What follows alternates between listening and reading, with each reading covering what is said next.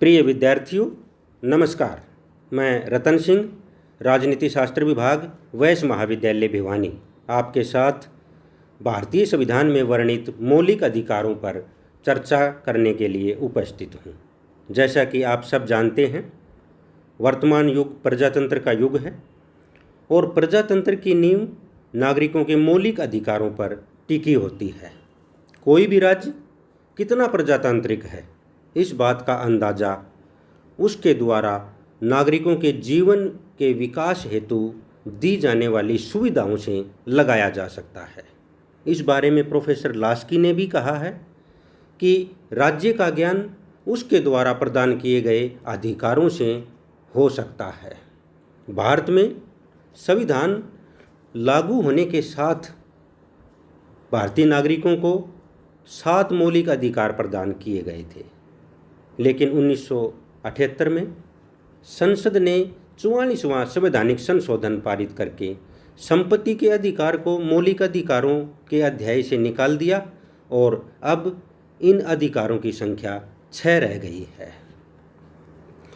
भारतीय संविधान में मौलिक अधिकारों का वर्णन अध्याय 3 के अनुच्छेद 12 से 35 तक में किया गया है।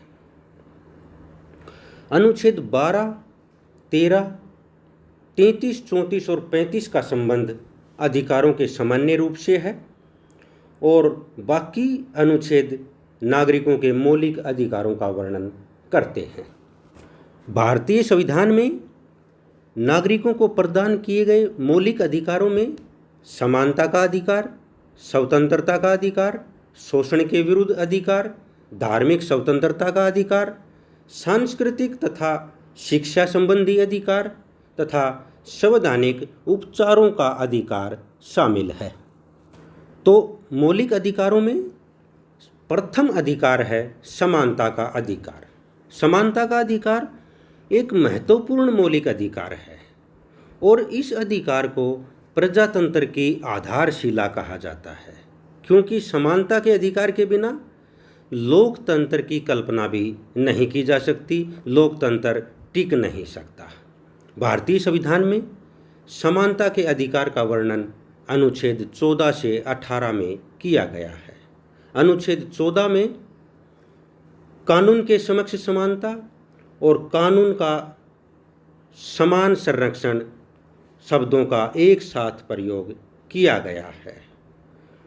संविधान में लिखा गया है कि भारत के राज्य क्षेत्र में किसी भी व्यक्ति को कानून के समक्ष समानता और कानून के समान संरक्षण के अधिकार से वंचित नहीं किया जा सकता और इस प्रकार स्पष्ट होता है कि भारत में कानून के शासन को अपनाया गया है। कानून के समक्ष समानता का अर्थ है कि किसी भी व्यक्ति को भारत में कोई विशेष अधिकार प्राप्त नहीं है और कानून के सामने सब बराबर हैं। कानून छोटा बड़ा, अमीर गरीब, ऊंच नीच, छूत अछूत आदि का भेदभाव नहीं करता। इस बारे में सर्वोच्च न्यायालय ने भी कहा है कि समान परिस्थितियों में भारत के सभी व्यक्तियों के साथ कानून का व्यवहार एक सा होना चाहिए। कानून के समान संरक्षण का अर्थ है कि एक जैसी स्थिति में सभी व्यक्तियों को समान सुरक्षा का अधिकार मिलना चाहिए, यानी कि सुरक्षा के आधार पर व्यक्तियों में भेदभाव नहीं किया जा सकता। सभी व्यक्तियों की सुरक्षा की जिम्मेदारी राज्य की होती है, सरकार की होती है। लेकिन कानून के समक्ष समानता और कानून के समान संरक्षण के अधिकार के कुछ अपवाद हैं।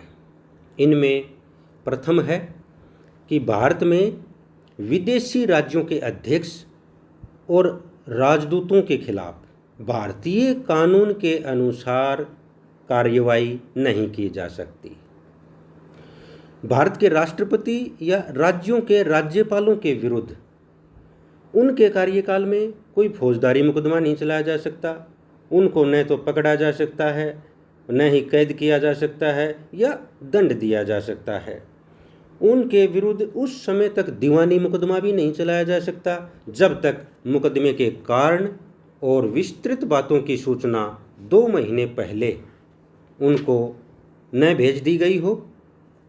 तथा इसी प्रकार भारत में मंत्रियों, व्यवस्थापिका के सदस्यों, जजों और दूसरे अधिकारियों को भी कुछ विशेष अधिकार प्रदान किए गए हैं जो साधारण नागरिकों को प्रदान नहीं किए गए हैं। तो इनसे ऐसा प्रतीत होता है कि यहाँ समानता का अधिकार निष्फल हो गया है। लेकिन ध्यान रहे कि ये अपवाद कानून के समक्ष समानता को आघात नहीं पहुँचाते, बल्कि कानून के समक्ष समानता को संभव बनाने और शासन को सुचारू बनाने के लिए इनका होना अति आवश्यक है। अनुच्छेद 15 भेदभाव की मनाही करता है। इस अनुच्छेद के अनुसार राज्य किसी भी नागरिक के साथ जाति, धर्म, रंग, नस्ल, लिंग या जन्म स्थान के आधार के ऊपर कोई भेदभाव नहीं कर सकता।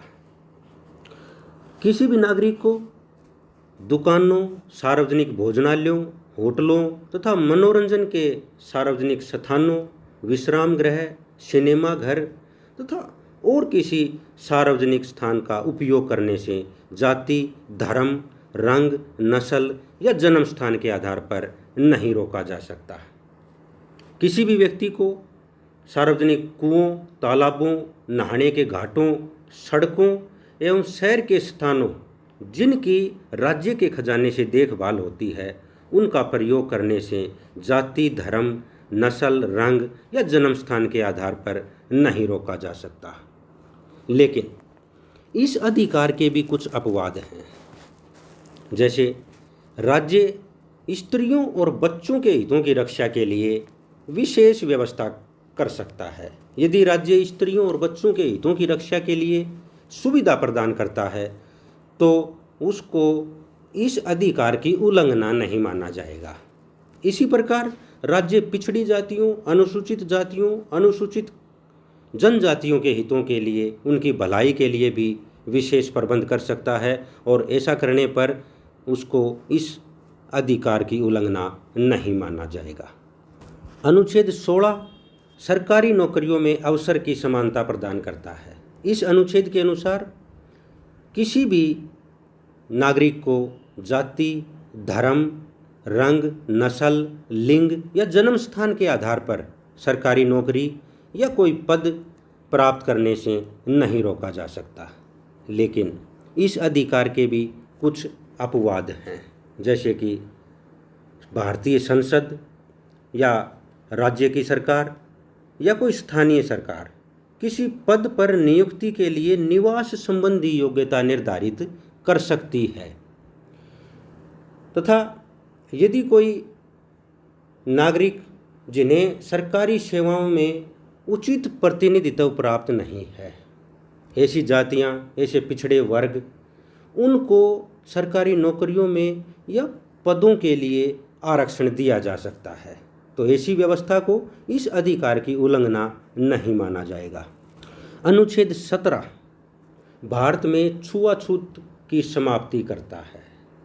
इस अनुच्छेद के अनुसार किसी भी व्यक्ति के साथ अछूतों जैसा व्यवहार नहीं किया जा सकता और किसी भी व्यक्ति को अछूत समझकर सार्वजनिक स्थान, होटल, घाट, पार्क, तालाब, सिनेमा घर या और मनोरंजन के स्थानों को उपयोग करने से नहीं रोका जा सकता।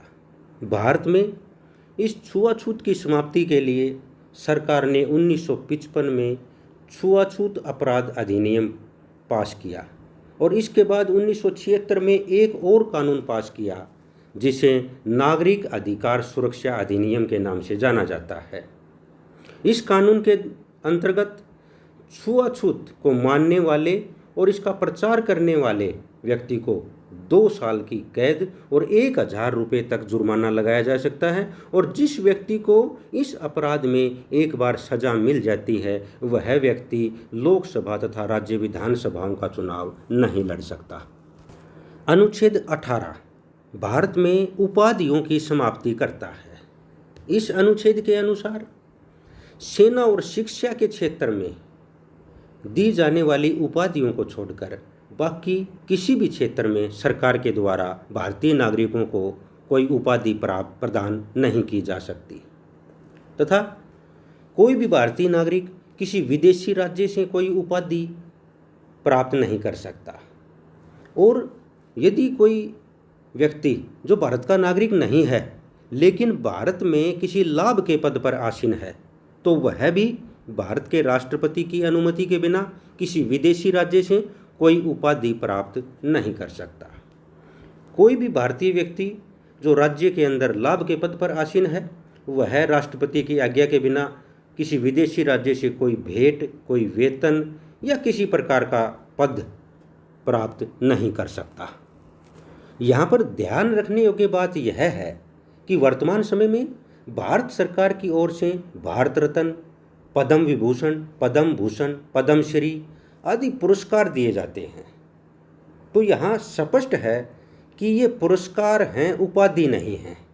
इनको कोई भी व्यक्ति अपने नाम के साथ उपाधि के रूप में प्रयोग नहीं कर सकता। यह कानूनन मनाही है।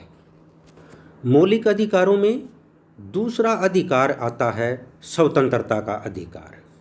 स्वतंत्रता का अधिकार भी प्रजातंत्र में उतना ही महत्वपूर्ण है जितना कि समानता का अधिकार महत्वपूर्ण है। समानता के अधिकार को प्रजातंत्र का आधार कहा जाता है और स्वतंत्रता के अधिकार को प्रजातंत्र की आत्मा कहा जाता है। यानी कि स्वतंत्रता के बिना प्रजातंत्र आत्मा विहीन हो जाता है और आत्मा विहीन होने के कारण प्रजातंत्र का कोई औचित्य नहीं रहता, प्रजातंत्र खत्म हो जाता है। भारतीय संविधान में स्वतंत्रता के अधिकार का वर्णन अनुच्छेद 19 से 22 तक में किया गया है।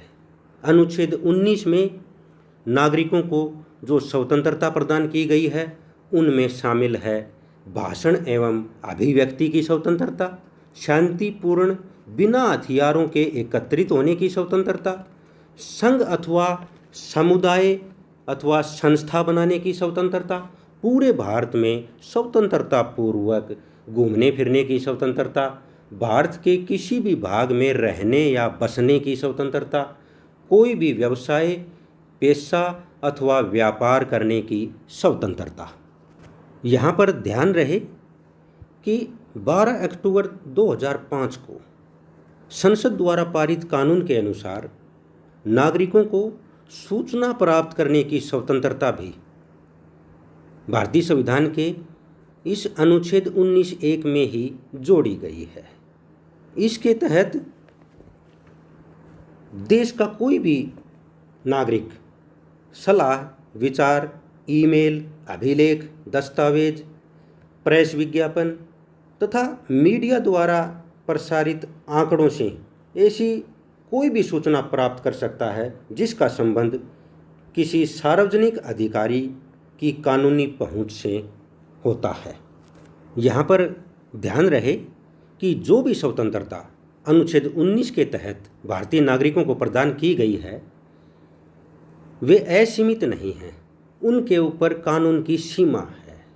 उदाहरण के लिए भाषण देने और विचार प्रकट करने की स्वतंत्रता पर राज्य में शांति और सुरक्षा, सार्वजनिक व्यवस्था, नैतिकता, औचित्य तथा भारत के विदेशों के साथ मैत्रीपूर्ण संबंधों के आधार पर उचित प्रतिबंध लगाया जा सकता है। इसी प्रकार यदि एक व्यक्ति के किसी स्थान पर जाने से शांति के भंग होने की संभावना हो तो उसके घूमने फिरने की स्वतंत्रता पर प्रतिबंध लगाया जा सकता है। इस प्रकार सभी स्वतंत्रताओं पर कुछ न कुछ प्रतिबंध लगाए गए हैं ताकि सार्वजनिक व्यवस्था और भारत की प्रभुसत्ता तथा अखंडता को बनाए रखा जा सके।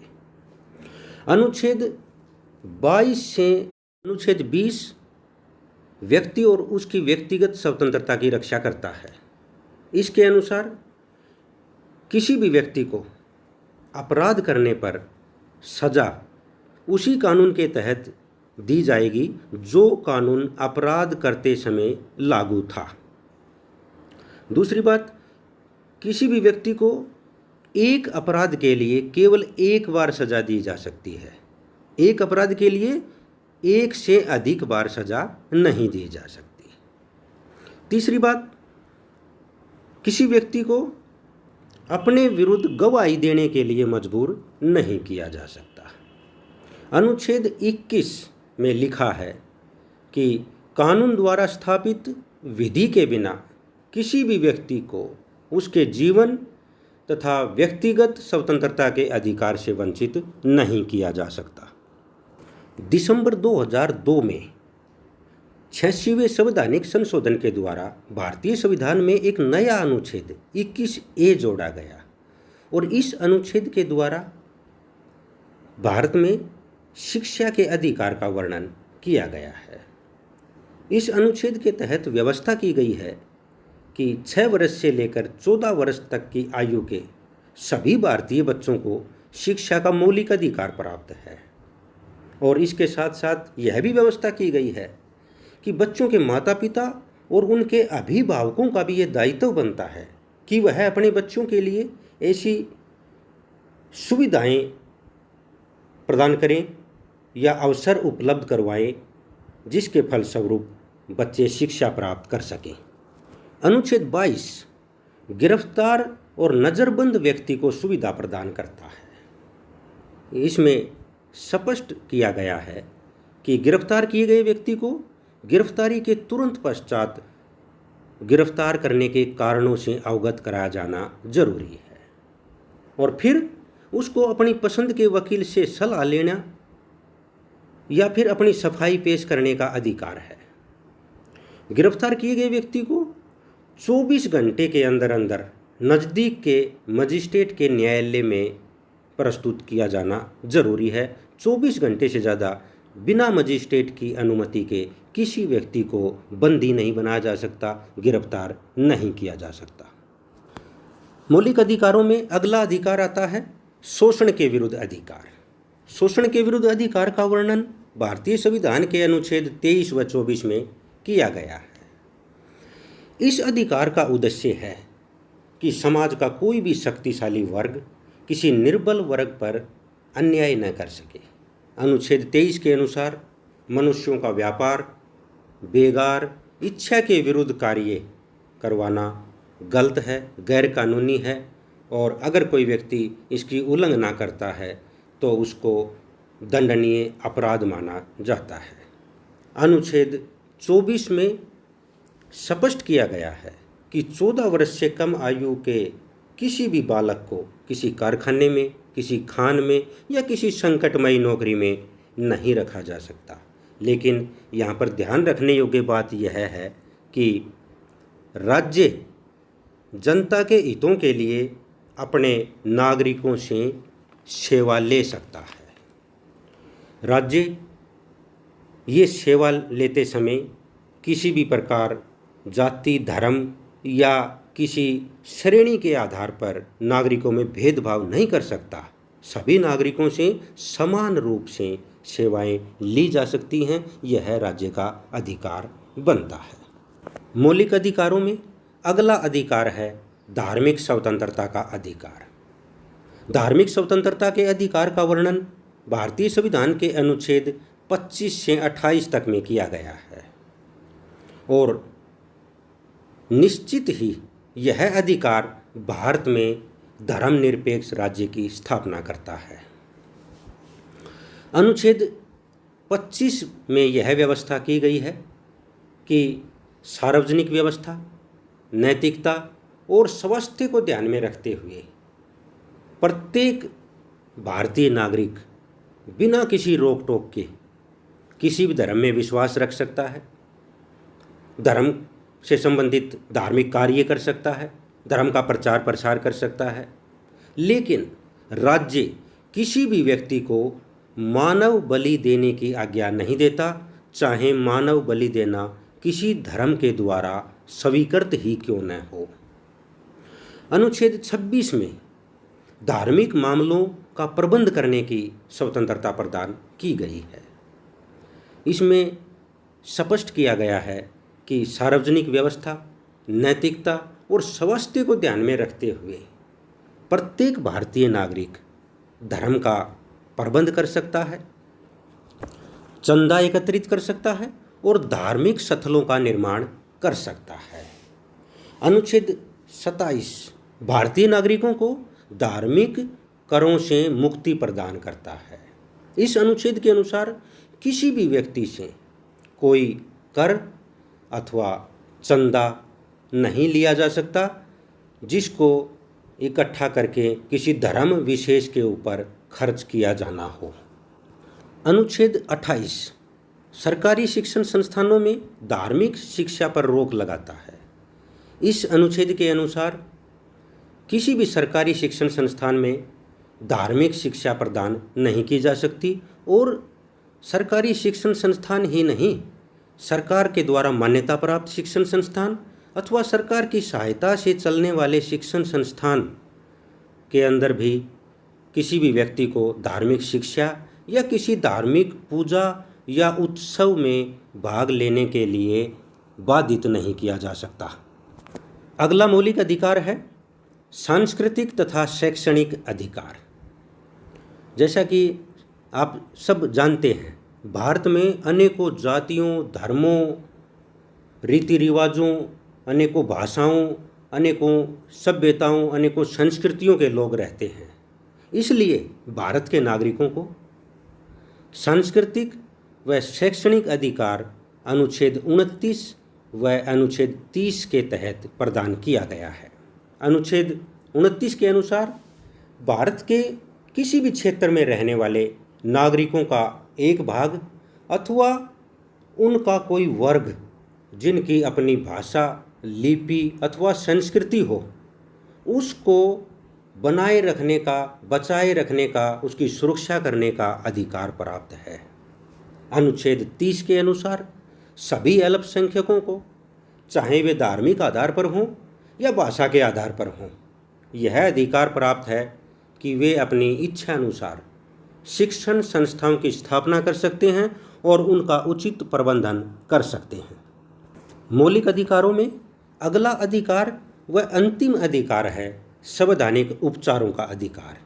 यानी कि जब नागरिकों के मौलिक अधिकार संकट में होते हैं, किसी प्रकार उनकी उल्लंघना होती है, तो नागरिकों को उन अधिकारों की सुरक्षा करने की, उन अधिकारों को लागू करवाने की गारंटी दी गई है। अनुच्छेद 32 के तहत नागरिकों को मौलिक अधिकारों की सुरक्षा प्रदान की गई है, क्योंकि संविधान में अधिकारों का वर्णन करना ही काफ़ी नहीं होता। जब तक अधिकारों की सुरक्षा की गारंटी नागरिकों को नहीं दी जाती, तब तक अधिकारों का कोई महत्व नहीं है। तो इस अधिकार के द्वारा भारतीय नागरिकों को यह विश्वास दिलाया गया है कि कोई भी सरकार या कोई भी संस्था या कोई भी व्यक्ति किसी के मौलिक अधिकारों को छीन नहीं सकता, उनके ऊपर रोक नहीं लगा सकता, उनके प्रति गतिरोध पैदा नहीं कर सकता। अगर किसी व्यक्ति को ऐसा विश्वास होता है कि भारत की व्यवस्थापिका, भारत की कार्यपालिका या कोई अधिकारी या कोई संस्था या कोई व्यक्ति उनके अधिकारों को संकट पहुंचाता है, उनके अधिकारों को नुकसान पहुंचाता है, तो वह व्यक्ति सर्वोच्च न्यायालय में या राज्यों के उच्च न्यायालयों में शरण ले सकता है और भारतीय नागरिकों के मौलिक अधिकारों की सुरक्षा करने की जिम्मेदारी भारतीय सर्वोच्च न्यायालय की निश्चित की गई है।